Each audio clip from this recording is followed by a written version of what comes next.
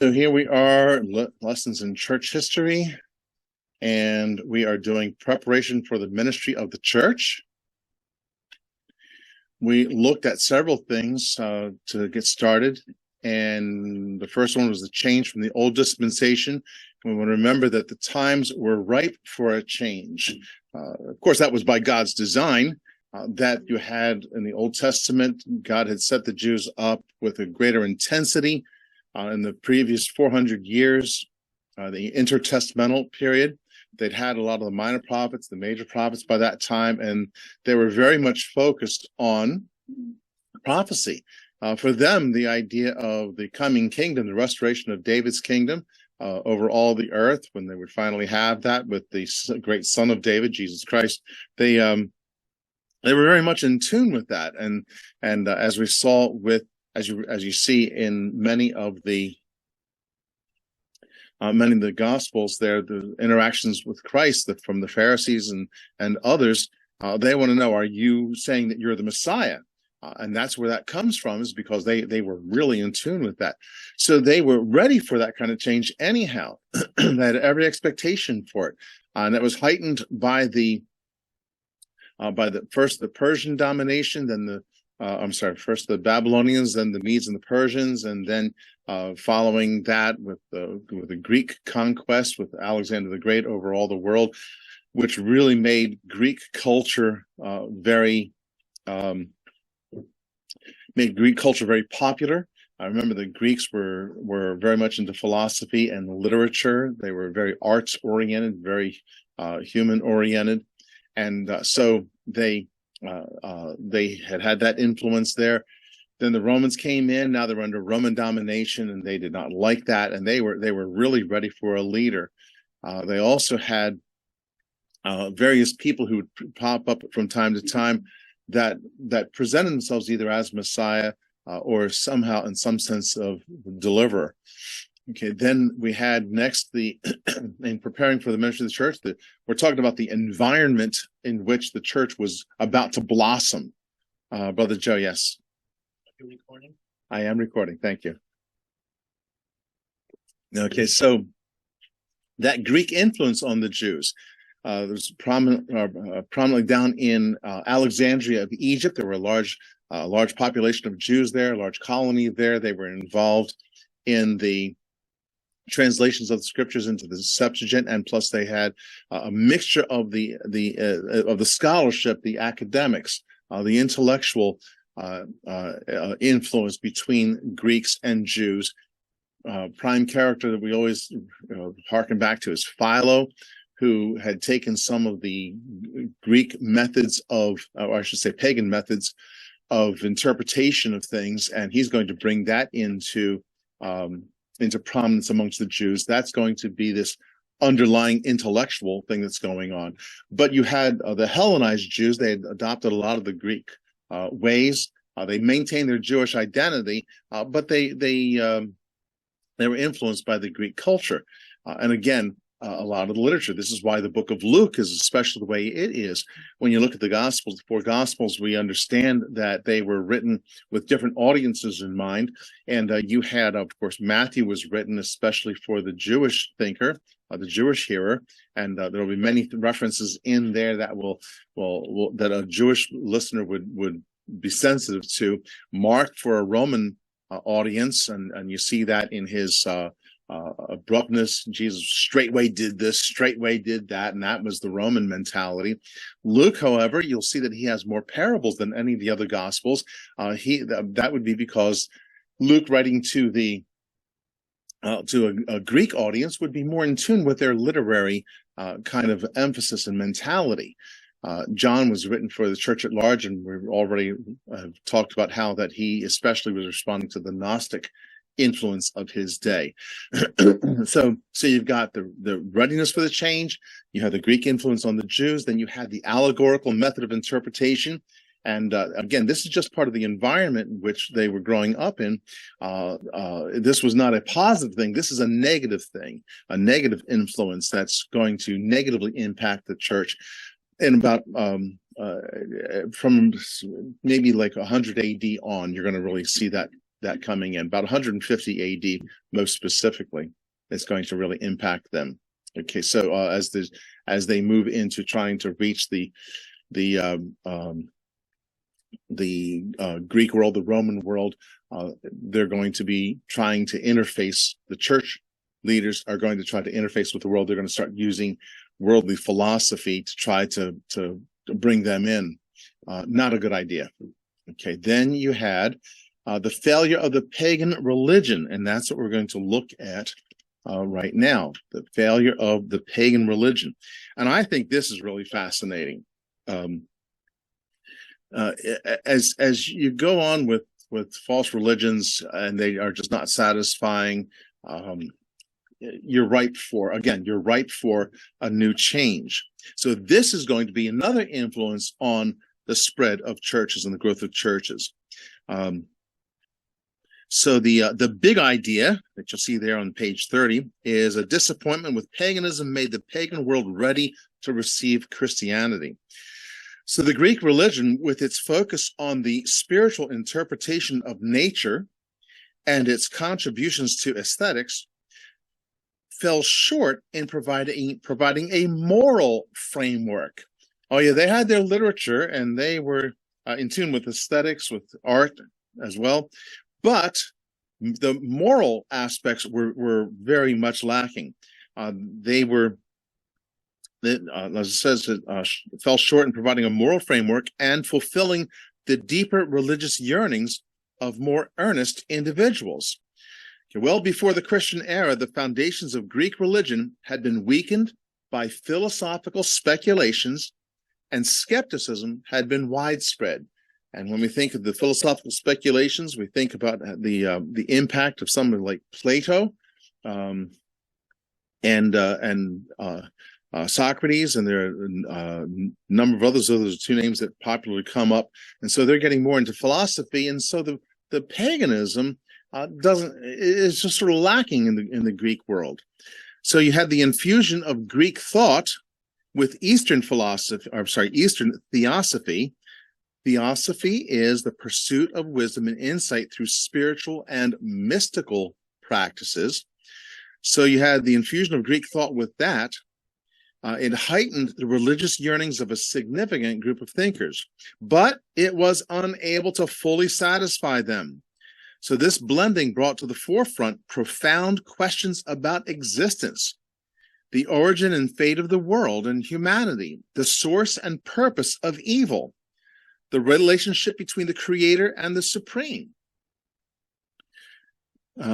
being, the interaction between the supreme being and humanity and the world, and the interplay between matter and spirit. That's going to be a big one, the interplay between matter and spirit. And that's going to be really noticed in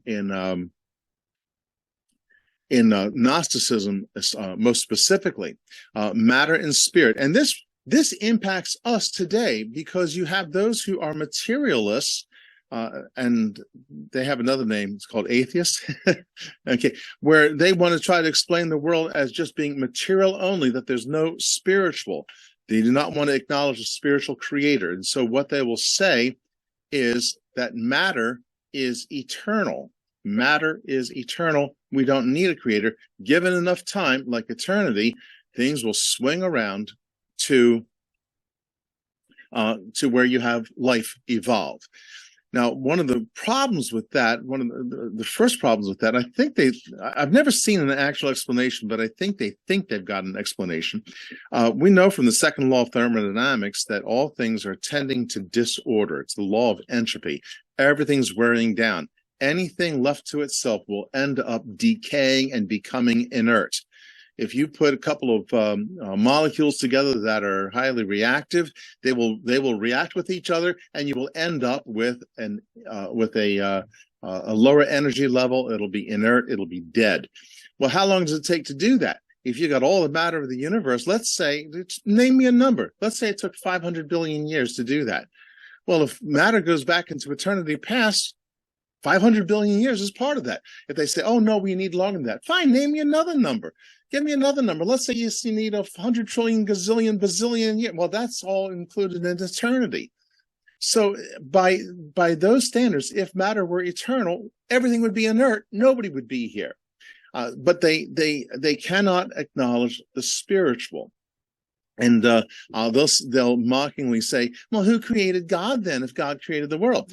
Hey, if you're willing to accept that the world did not need a creator and is eternal, what's the difference between saying the spiritual is eternal and doesn't need a creator? Okay, so by their own standard, they really messed it up. But you see, that is the interplay down to this day, is material versus spiritual. We are dualists that acknowledge the material and the spiritual. However, these people, made they took another tact, and you're going to hear this again several more times over the next weeks. They took a different tact and said the spiritual is good, so therefore matter must be evil. It's the opposite. We were out in the park, and one of the kids said, "What's the opposite of purple?" And so we had a little discussion on that. You really don't have the opposite of purple. You can have the opposite of black. It's white. Okay, black is the absence of color. White is the presence of all color. You can have an opposite there. So we were playing around and saying, "What's the opposite of yellow? What's the opposite of?" So they were thinking about that. Well, the opposite of spirit, if spirit is good, then that would automatically make matter evil. Now, perfectly logical and perfectly stupid. Okay, logic does not have to actually come up with anything of value necessarily. It all depends on how you frame the question. And I say that because that's the thing we always have to keep in mind. Okay, logic is great. The problem is how you frame the question that you're ever dealing with. Okay, so satisfactory solutions to those questions remained elusive to them.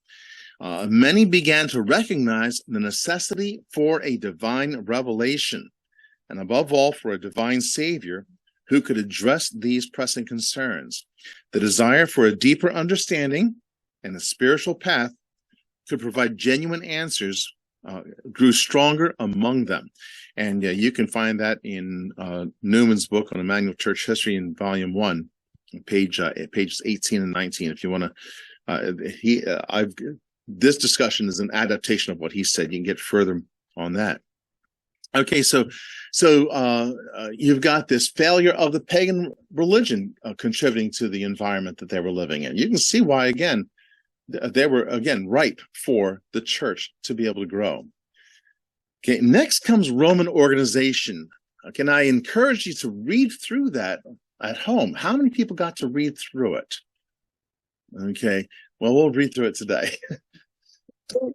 What you should see in this, you're practically going to identify this as a typical Roman Catholic church service today, and the Roman Catholic system. You got to wonder where it comes from. A key word there is Roman. The Roman organization is going to be brought over 300 in around the year 313 into the church, and this is where it's coming from. The things that you're seeing here in this Roman, the Roman sense of organization, is going to repeat itself. Okay, so page 31, paragraph 90. Let me get to our sub list here. Okay. Fundamentally, the Roman religion was a pantheistic worship of nature. Everything that exists was regarded as permeated by deity. The individual deities were partially personified abstractions of the powers of nature. As compared with the Greek religion, it produced more of calm piety. It was practiced with more dignity and order.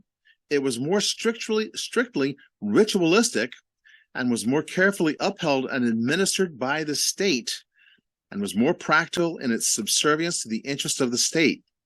Images in temples were not introduced until 170 years after the founding of the city. Religion with the Romans was never a matter of feeling. It was always a matter of form. Even for them, it was a matter of form. When you look at the key differences today between a Bible teaching service versus a sacramental service. Okay, churches that have as their primary function the performing the sacraments, they are concerned with form rather than function. They're more concerned about form. Bible teaching churches are more concerned about preaching the word. I'll get this question every once in a while in different ways about differences between, say, a Baptist church and a Catholic church. And sometimes I'll emphasize one thing, maybe like the teaching of salvation, or maybe depending on the conversation, I will point out that we emphasize the preaching of the word. The Catholic Church emphasizes the form, the ritual. The rituals are the heart of the Catholic service. How many people have ever been in a Catholic service and you couldn't understand a word that was being said? Okay, because they got the cathedral and they got that nice echoey ceiling, and you can't understand a thing that's going on. And then you have the problem of they're not going to necessarily be biblical. I've talked to young preachers about the impact about preaching the Bible. Sometimes they want to be able to be good theologians. They want to get caught up in being able to understand all the different things about theology and all the isms that are out there, and they can get hung up on some of them, and they can ride a hobby horse. Typically, if you are preaching the Bible, if you're preaching expositionally, you're going through scriptures as you're sharing in the sermon. This is one of the reasons why I think most people have noticed at some point or another, we always have an abundance of scriptures in the sermon. If you're busy trying to give an exposition of the scriptures, you'll avoid getting hung up on a particular ism of one sort or another. There's something about you start preaching the word of God, and it is self-correcting, not self-correcting of the Bible, self-correcting of your thinking. I don't worry about people having something wrong in their understanding. You keep studying the word, you keep reading, and you keep praying, and you keep trying to understand. It'll balance out. It'll come to you over time, and you can try to accelerate that by doing extra study, but we'll be at it for our whole lives. There's always something that we can find, we can fine tune and understand better, and so. So that's why you have really a large difference between the kinds of churches that are out there. The ones that are trying to preach the word and trying to make sure to go through the Bible and teach diligently the Bible, they're very much the same. Those who are concerned with forms, or maybe they're not used, particularly if they're not using the Bible, they also are very much the same. And there's not a lot of anything in between. And you form things at the far end of the spectrum, and that's about where it goes. Okay, so they were concerned with form. The securing of divine favor was thought to depend upon the exactitude with which all ceremonies were performed and all prayers uttered. The slightest mistaken word or gesture rendered the entire proceedings ineffective. The same rite was sometimes repeated 30 or even 50 times because of slight defects in utterance or manipulation. Theoretically, every householder was the priest of his household, as the king was the priest of the state. But the necessity of having the religious rites performed by experts gave great power to the priests. Okay, is this sounding familiar? Okay, you were told, if you were Roman Catholic, at one point you were told, don't read the Bible for yourself. And today they've actually altered that a little bit. I think they've seen where you have a lot of people that are reading the Bibles and they're feeling challenged by it. But the official stance is that you are not allowed to interpret the Bible for yourself. That has got to be done by the Catholic Church. They alone had perfect familiarity with the names and functions of the gods, and knew precisely what God was to be propitiated in order to secure the needful blessing or to ward off threatening calamity, and also the details of the rites by which favor was to be obtained. Even before the founding of the Republic, which was in 509 BC, there was a Pontifex Maximus at the head of a college of pontiffs. Okay, Now we're going to be getting into this whole Pontifex Maximus thing. Is a whole history when we get up to the age of Pergamus that we're going to do. But right there, you've got exactly Roman Catholicism. Instead of a college of pontiffs, it's a college of what? Cardinals. Okay. And it was their business to supervise all the religious affairs of the state and to give judgment in every religious cause. These pontiffs were attorneys and counselors in religious law. Now we say canon law. And as officials of the state, they had vast influence. The College of Augurs, these are people that would try to see what was auguring the future, okay, what was bringing in the future, okay. You have the word inauguration. You're installing a president into office. Okay. So they were the official soothsayers whose business it was, by observing the flight of birds and of other phenomena, to determine the attitude of the gods toward contemplated state measures. Again, this is like a future college of cardinals. When the Republic was transformed into the Empire, Augustus strove in vain to check the progress or the process of decay and to restore the natural religion to its pristine position. He assumed personally the office of the Pontifex Maximus. Do you see where this is going? Okay, the head of the state is mixed with the head of religion and claiming that title, thus combining in his own person the civil and religious supremacy and giving full recognition to the popular religion as an institution of the state, just like a future pope. And also, the religion is going to be fused with the state. Okay. Okay, so you had the uniting of the civilized world at this point too. So the Roman conquest broke down the barriers between East and West and between province and province, and welded the whole civilized world into an organic whole administered from Rome as its center. This is that same old problem that we started off, and I think it's on page 6. You can find it discussed. I think that's where it's at, talking about the centralization of power. This is the theme that has been going on forever and ever and ever, as Satan has tried to build a world kingdom versus God's kingdom. And here you have it being presented in the Roman world. Palestine was a Roman province at the beginning of our era, and Jewish rulers administered the government under Roman authority. Jews were free as never before to settle in all parts of the Greco-Roman world, and Jewish synagogues, which were in many cases to furnish opportunity for the planting and dissemination of Christian truth, were found to be in every city. It's kind of like the advanced guard. Okay, although Israel was going to, especially as we're going to see next Sunday, although Israel was set aside, nonetheless, God was using the Jews in the world at that time. Those synagogues that had been dispersed in the Babylonian captivity, in the Assyrian captivity, those synagogues were in place. There was Jewish thinking and learning and understanding and availability. Some of those pagans that were dissatisfied were becoming Jewish proselytes and joining into the synagogue. Now, with the Roman world being unified, this enabled the synagogues to be more firmly implanted, and they're going to be used later on. So a religion originating in Judea had at this time a far better opportunity to make its way through the world than it would have had under other circumstances. The extension of Roman citizenship.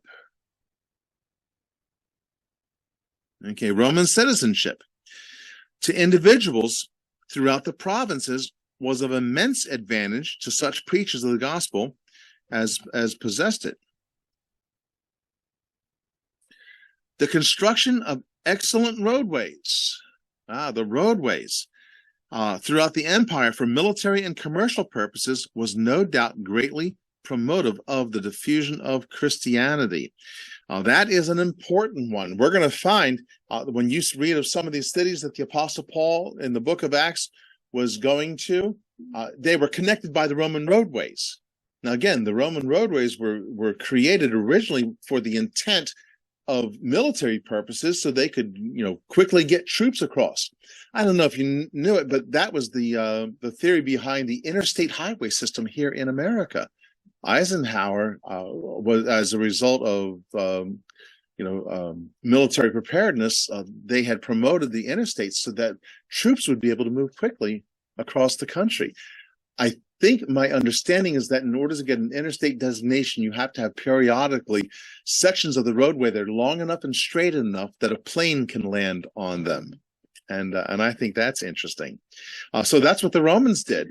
They had built the roadways for those purposes, but they became also the roadways for the gospel to travel across. You not only had the gospel traveling across, but the reason they especially did that was because just like, you build a church sort of near a highway or near a ramp off of a highway or something like that, how they say location is everything. Cities would be built up along those roadways also. They tended to draw civilization to them, which is going to be one of the next points, I think. Oh no, it's coming down. We're going to talk about population centers later on. So the roadways were very significant. It's kind of like when you look at how the times were. It's like God bringing everything together for this purpose, and you see God's hand in this. Remember, we look at things teleologically, how they are designed, how things happen according to design and for purpose. This is history. This is God bringing it all together. Okay, so now, apart from the excellence of the roads travel, was rendered far safer than it had ever been before. The profound peace that settled over the world, the careful enforcement everywhere of law and order, made the work of the missionary comparatively easy. The Roman Empire was to the early Christian missionary what the British Empire is to the modern, with this important difference that England favors and protects missionaries as such, while Christianity was the Roman Empire an unlawful religion and was frequently persecuted. And to that I'll add, so yes, that was a problem sort of at the beginning for the first several hundred years, but that same Roman system and that Pax Romana was very favorable, would end up being very favorable to churches being able to multiply. And I say Pax Romana. The Pax Romana is the Roman peace. Now, Greek was the Greek culture was there for cultural purposes, for language purposes especially. So what role did the Roman government play in uniting the world? It was over law. That's why today you have in our legal system, you have a lot of Latin terms that the courts use, and that's why Roman law was universal, but Greek culture was universal. People didn't speak Latin all over the Mediterranean world. They did not in all of the Roman world. Latin was not the uniting language. Greek was the uniting language. Which was going to be great. That's why you have the Bible or the New Testament written in Greek, because Latin was not relevant. In fact, when you get to Jerome, a couple of hundred years later, several hundred years later, Jerome comes out with the Latin Vulgate at the request of Constantine, and it's an inferior translation. In fact, there was an older Italian translation of the Bible. It was more reliable that they had available to them. Okay, so you had a lot of safety within the empire for traveling. No, we wanted to do. Okay. Let me get back to where we were. Okay, so let me see.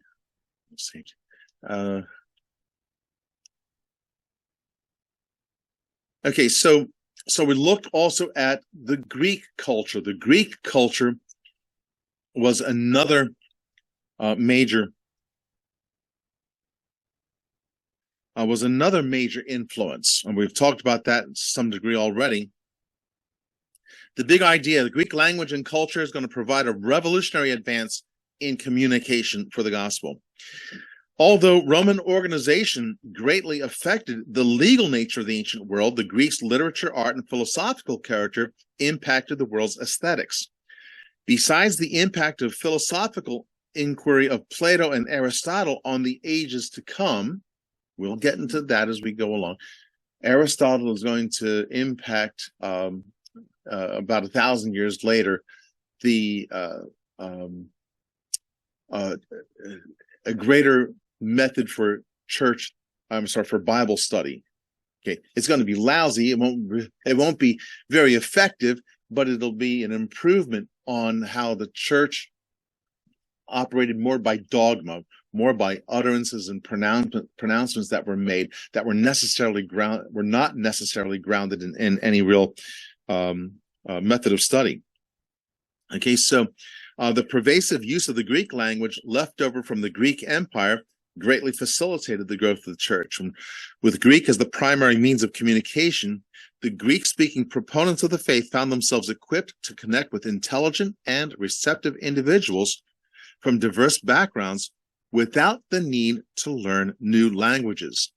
And specifically, what was used is what's called Koine Greek, Koine meaning common, like marketplace, more like marketplace, the marketplace, because a lot of the business was being conducted. It was a really kind of a business language, essentially, and so this would enable you quickly in any setting to connect with the world.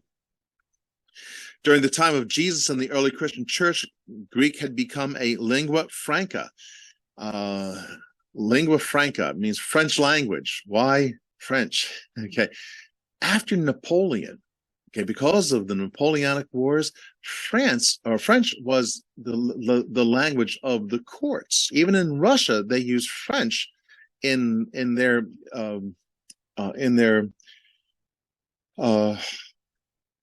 amongst the emperors and things like that. And so lingua franca is a reference to being the common language. So in that day, Greek was the common language. As I have it here in the notes, Latin was the legal language, Greek was the cultural language, and the widespread use of Greek facilitated communication and allowed for the dissemination of Christian teachings to diverse populations. Made it easier for early Christian missionaries to reach and engage with people from various cultural and linguistic backgrounds. Again, the New Testament, the sacred text of Christianity, was originally written in Greek.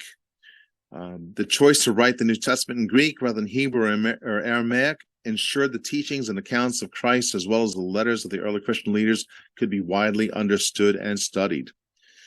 And it also made the availability of the New Testament in Greek to have its distribution, its translation, and interpretation across different regions. The Greek language provided access to philosophical concepts. The language of the East in general was more oriented towards imagery. You can see that an awful lot in the Old Testament, where there are a lot of like images from nature and from powers and things like that happening. Greek was more conducive to the exercise of philosophy. You have more the prefixes and suffixes and roots in Greek, where you can build words, and that was different than the Oriental languages. That would be the difference between the Eastern world and the Eastern civilization and Western civilization. Western civilization was especially noted for developing science more than the East was. In the East, you had the understanding of God was that he just did things willy-nilly, like we human beings would do. Okay, with Western civilization, there was more of an emphasis on science, that there must be sense behind nature. There must be rules and things like that were designed, which means you have a designer God who is operating by rules and regulations, as opposed to the Eastern sense of God, which was just somebody acting like a spoiled child, possibly. And so Western civilization ended up being more scientific because of that. And this is all part and parcel with this whole mentality just behind the Greek language itself. it's a more of a philosophical language that would examine God that way. Let me see. So, okay, as I said, it's going to stand out in contrast to dogmatic and mystical declarations. That's the Oriental way of thinking of things. Mystical declarations. Paragraph 103 there. Greek was a language well suited for translation. It had an established tradition of translation in the ancient world. This allowed Christian texts to be translated into other languages, making the translation of Christian scriptures, theological works, and liturgical texts into various languages, which contributed to the expansion. The writings of the early church fathers, that's known as patristic literature. That's when they had the patriarchal age. Remember, we split the patriarchal age that church historians normally use. We split it into two. We split it into the age of the age of Pergamos and Smyrna and Pergamos. But the church fathers would be those early Christian writers. So that's patristic literature. They were predominantly composed in Greek. It wouldn't be until about 300 that you started shifting over to Latin being used for writing things, and that was because of the fusion of the Roman world and the Christian church. So these theological treatises, sermons, and commentaries expressed and developed Christian doctrines, provided guidance for the early Christian community. The language allowed for the preservation and transmission of those influential works. Okay, how are we doing? Do we have any questions anybody would like to ask? I'm going to cover this next section also, but let me take a break because I feel myself like a machine gun with words. Okay, Miss Nancy, do we have a microphone for her? Sorry. Well, they won't be able to hear you at home.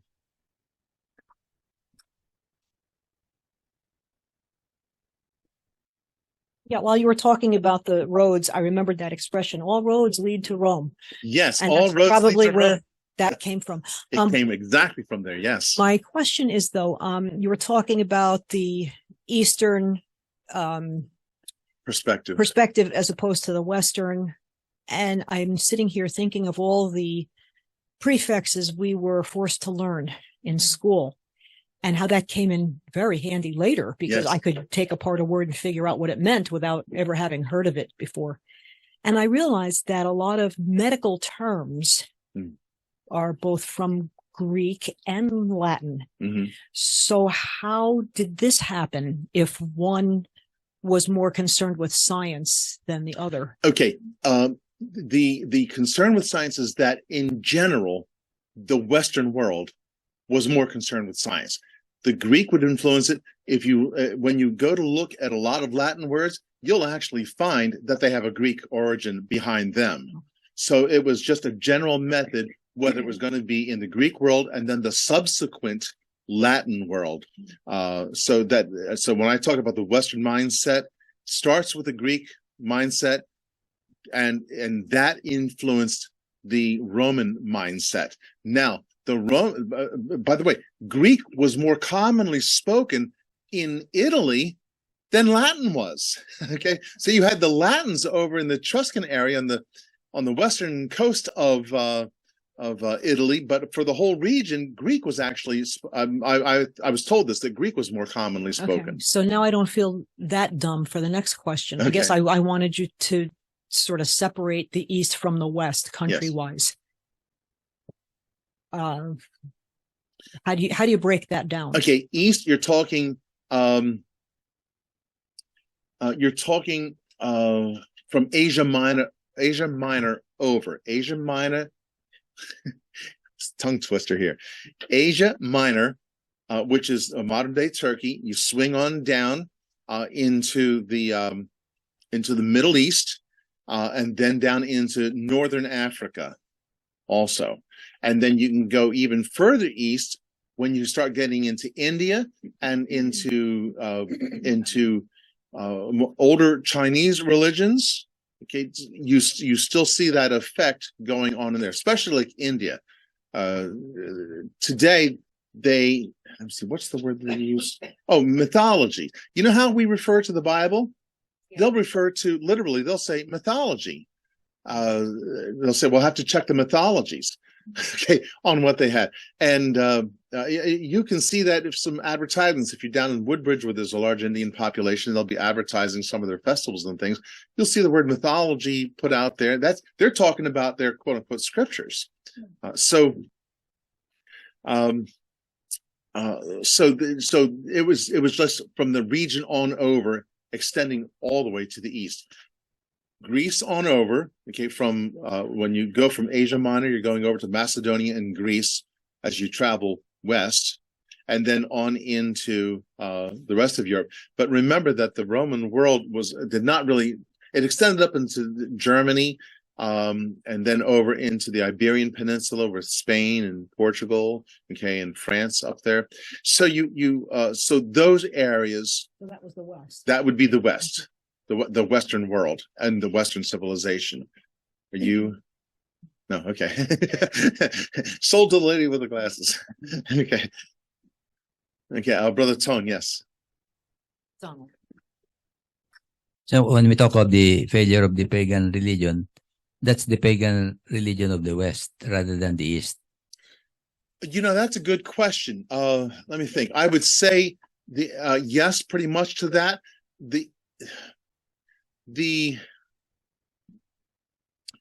East was not as concerned about that because the Holy Spirit prevented Paul from, instead of moving eastward, he was directed to go westward. Yeah, he was directed westward. And can we connect the prophecies on the heritage of Japheth, the Semites, and then the Hamites?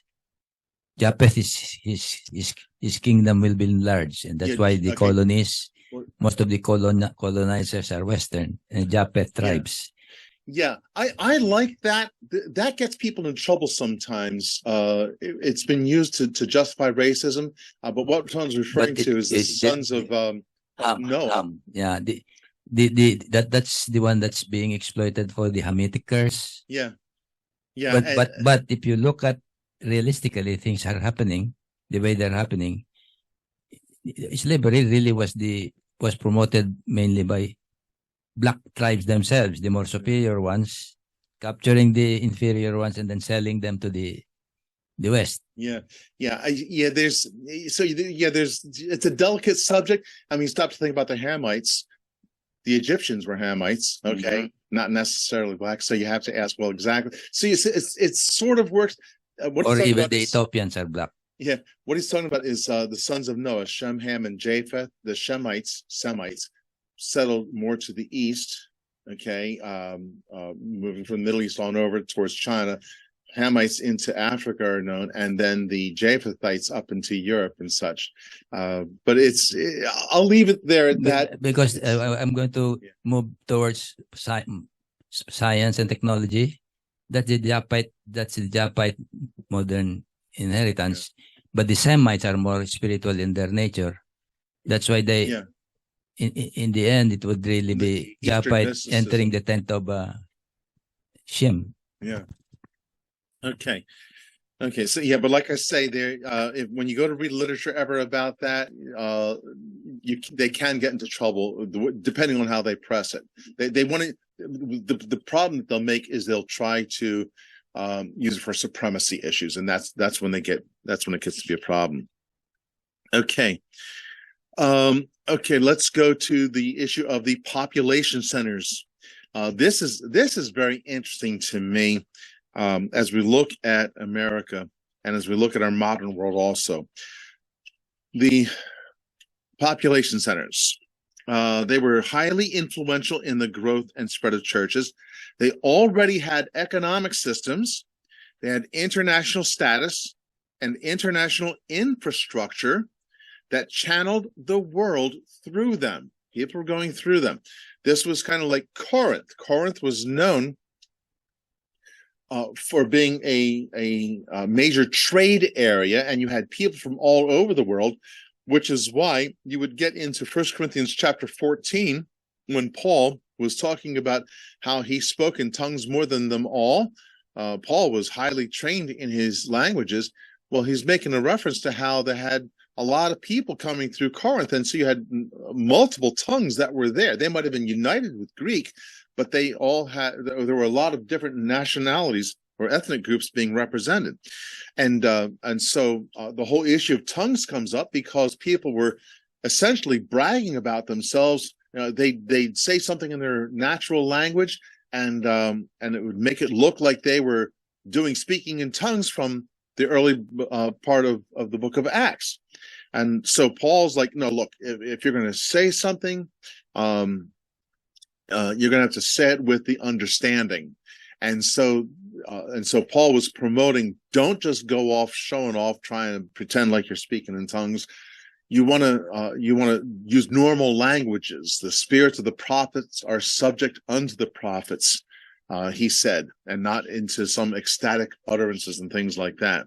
Okay, so that was typical for the area. You would have in the major population centers a lot of people traveling through and taking with them what they heard elsewhere, especially Christianity.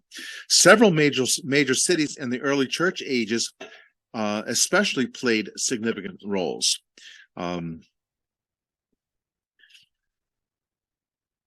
Okay, specifically, we mentioned Jerusalem as the birthplace of the Christian faith, and a lot of the. I'm not going to read directly from this. I'm going to pick on the highlights. Okay, Jerusalem, because the church started there, and so you had a lot of action going on in there. Acts chapters 1 through 8 occur for the first 2 years of the church and all the action that's going on in there.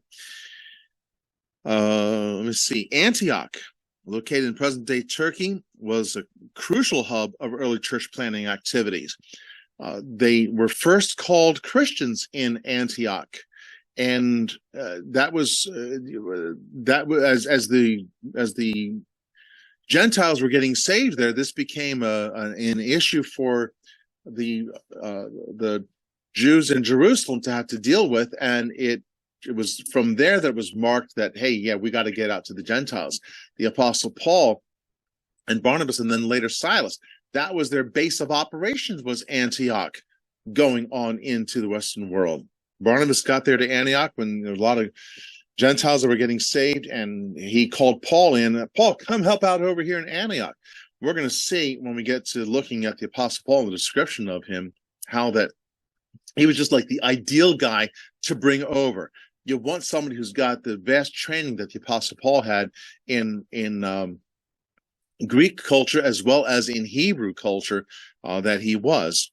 And so he was brought in. Let me see. As the capital of the Roman Empire, Rome held immense influence and power. And really, their influence and power was not due to a greater spirituality like you might have seen in Antioch or in Jerusalem. It's going to be because of the political situation. That's what's going to be doing that. Ephesus, situated in the present day of Turkey, was an important city in the Roman province of Asia. Paul spent considerable time in Ephesus, and it was like a hub for the 7 churches of the Revelation. So Ephesus was a very big time city there. Corinth was a bustling commercial center, melting pot of different cultures. And other notable cities that influenced the growth of the early church included Alexandria, Thessalonica, and Philippi. Now, later on, 5 cities emerged that claimed to have patriarchal preeminence. Make a note here for myself. When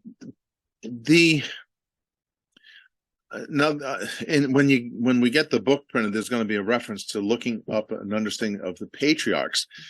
You did not have a pope at the beginning of the church. It would take several hundred years before the idea of a pope would even really come up.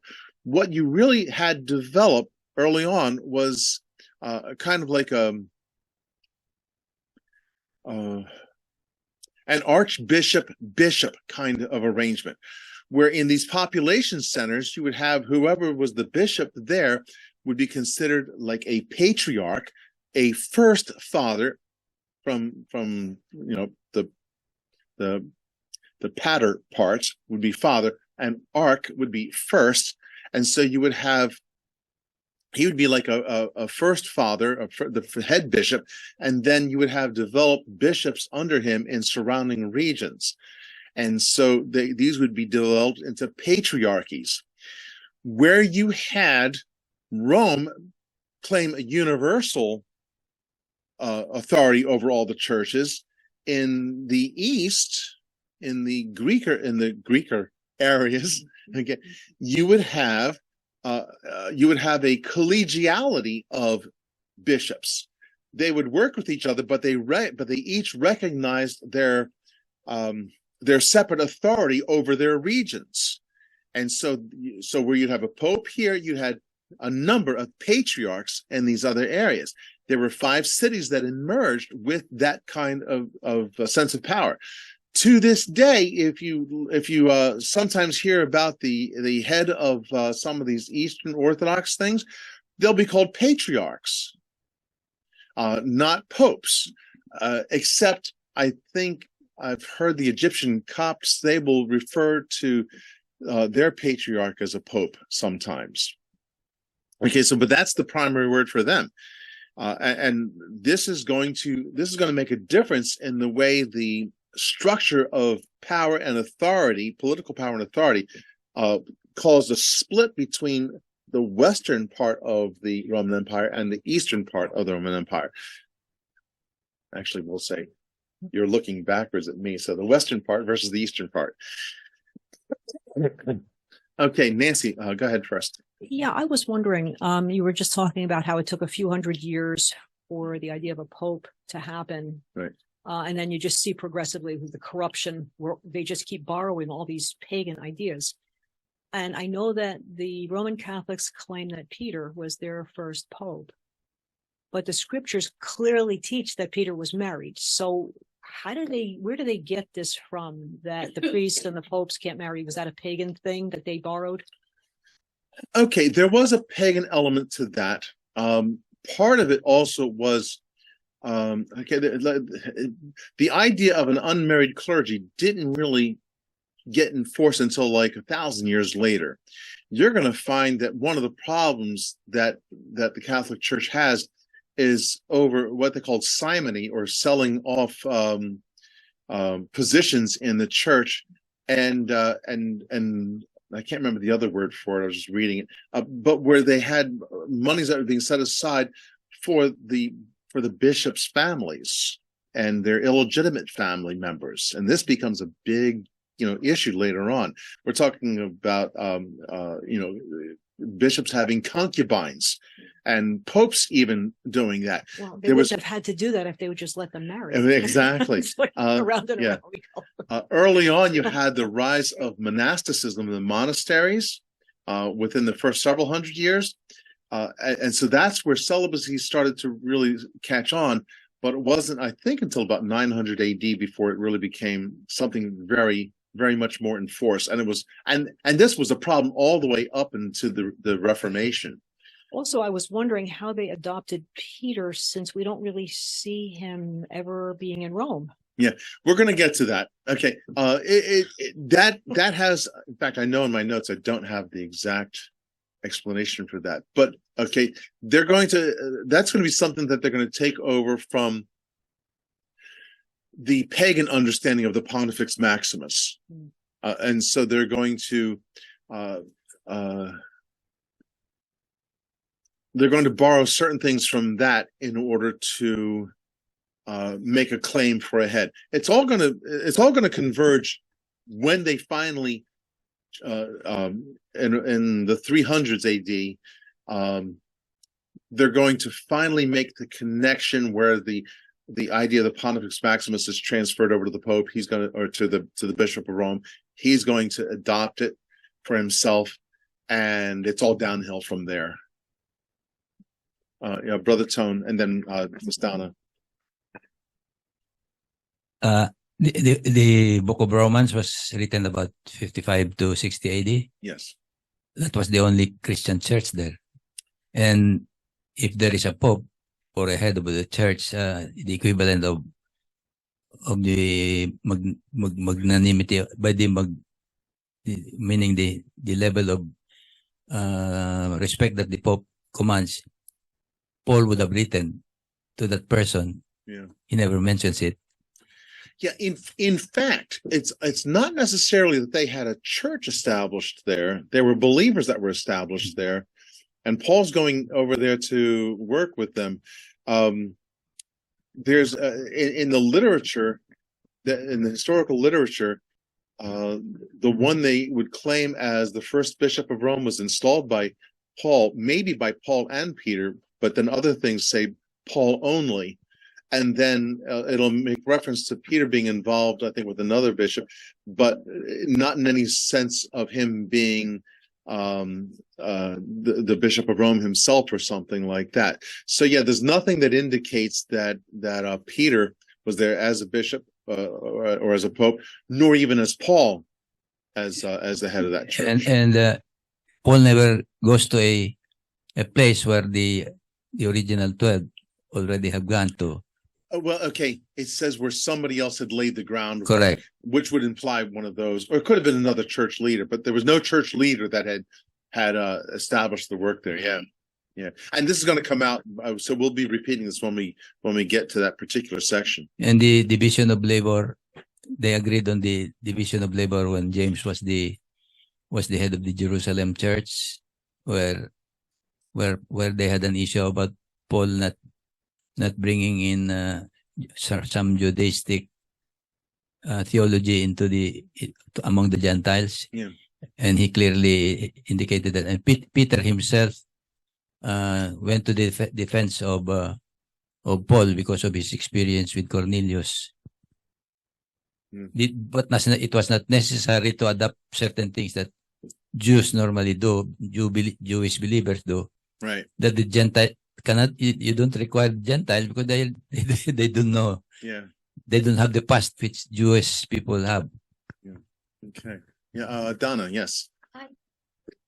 This might not be question that should be asked now, but the Orthodox Church, as it's known today, was like a splinter of the Roman Catholic Church. Is that what they are? Like they broke from Rome? Well, you wouldn't call it a splinter. Okay, Protestants might be a splinter that splintered off. I wouldn't even say a splinter. I'd say a offshoot. No, you had churches all over the place, and with the arguments over power, the Orthodox churches, and we want to say Orthodox churches because there's not one Orthodox church. We would say one Roman church because they claim universality. The Orthodox churches don't claim universality. They have patriarchs or patriarchates. It's more like in the dispute, they both anathematize each other. They both excommunicated each other, and it got to be so sharp that they just were in two separate spheres. Oh. Yeah, with the Roman Pope claiming that he was over everything, and the Orthodox Church is saying, well, you can say that all you want, we don't recognize it. And there's efforts that go on even to this day to try to have an ecumenical movement to try to bring it all together. I think it'll all come together. We'll be out of here, I believe, when that happens. We'll be gone in the rapture when that happens. Okay, so you had Rome, and the reason they claimed to have each of these would claim to have some kind of apostolic foundation. So they claimed it through Peter and Paul. Jerusalem was counted as one. Alexandria, just by its prominence, had its claim to being a patriarchate. Antioch claimed to be one. Much later, Constantinople. This is one that doesn't quite fit the pattern. I mean, they also claim to have an apostolic foundation, but Constantinople grew up because just as Rome was a political power for the Roman government in the West, Constantinople became the second. It was like the exercise of Roman government was split between Constantinople and Rome, and Constantinople is essentially the Rome of the East. And so, again, because of political power, you had Constantinople claiming a patriarchy. Okay, very good. That ends our looking at the population centers. What I found interesting from there, especially, was we got population centers, and I think that the modern politics is trying. Let's put it this way: if you look at a map of America, of all of the different divisions, where political divisions, counties and sub-counties, whatever, and after election time, you'll see that America is essentially all red, and the blue areas are in your city areas, your urban centers, and they seem to be more susceptible to that kind of state control mentality. And it kind of makes us wonder, boy, we are here in Bayonne, we're kind of like ideally situated. We're in like a major metropolitan area. We got to get out there and get the gospel out more, okay, because we can have maybe more influence. Certainly, when we look at our area, you just look around the room, and we got all kinds of shades of color in the room because we're from all over the place. The reason why? Because we have a lot of immigration passes through this area. You go to some other areas of the country, and it's kind of like odd. You look around and say, boy, this place is kind of pale. And something wrong here. What is it? Go get a tan. Go out there and get some sun out there.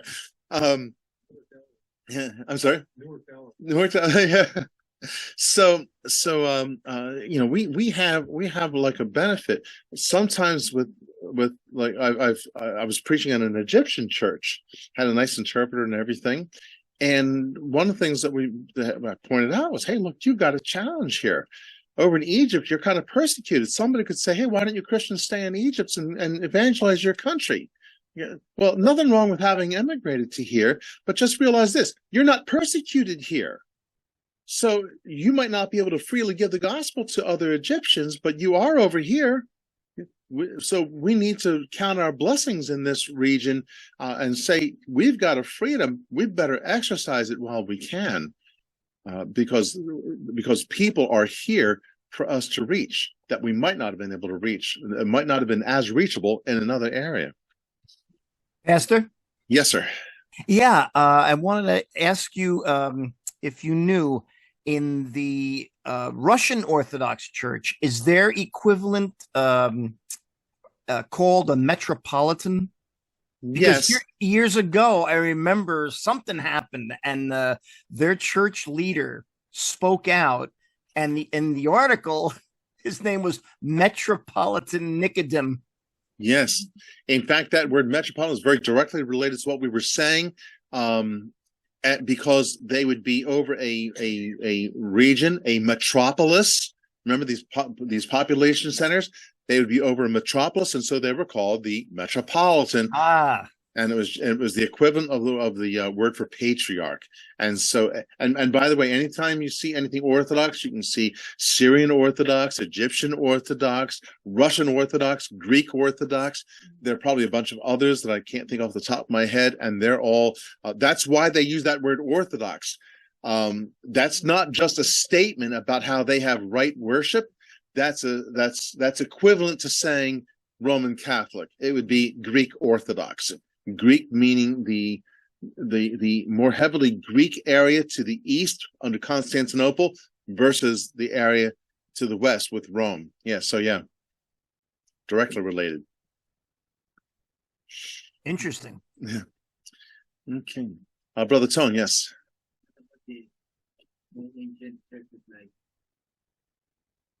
Like an Ethiopian? The Coptic, the Chaldeans in Iraq, the ones that they almost wiped out by the ISIS. I'd have to check into that. I don't know that they would come under. They're not Orthodox, Yeah, although they resemble many of their practices. yeah. I'll tell you what, I'll look into that. Now, those are such minor groups that they don't really come up into our folks. But what he's referring to is how in Iraq, they would have these Chaldean Christians, they were called, and they were a kind of Christian. But I don't know enough. I don't, off the top of my head, I don't know enough. I'll look into that to give it a better definition.